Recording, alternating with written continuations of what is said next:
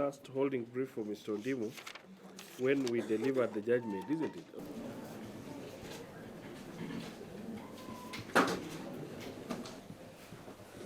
As stated by PW1 and 2, who are students have been divided. For the first and second accused person on the charge of conspiracy to commit a terrorist act, each of them will serve 15 years imprisonment.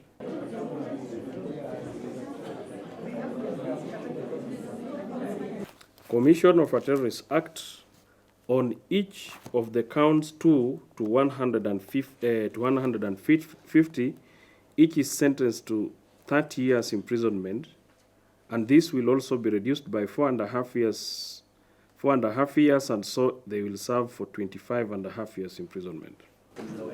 Is aware?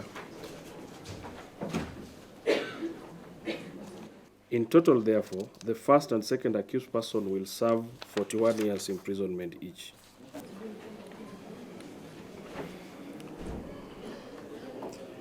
The fifth accused person was found at the scene of the crime.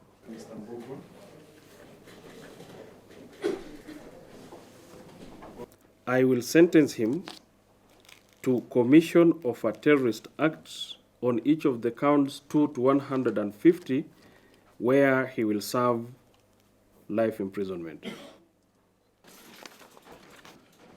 We have another case. You have a right of appeal within 14 days. The court is adjourned.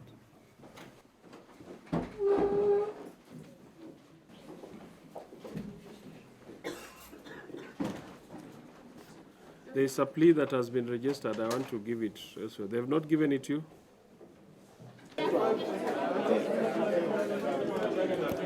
I think we welcome the judgment of the court.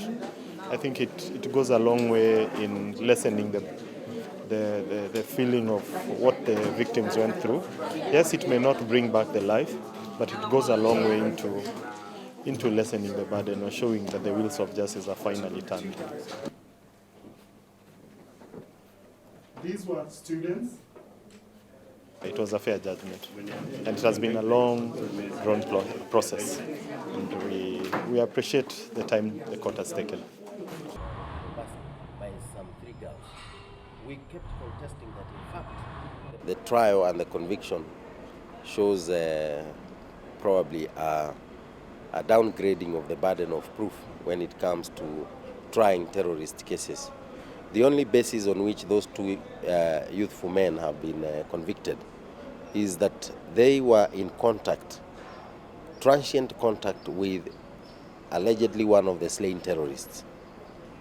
Again, a fact that is very contested and a fact that is not, in our view, established beyond reasonable doubt.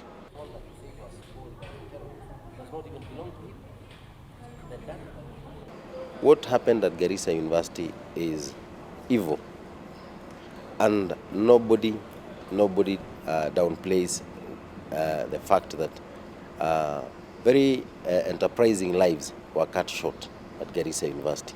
But that is no justification to run roughshod over fairness and over justice for accused persons.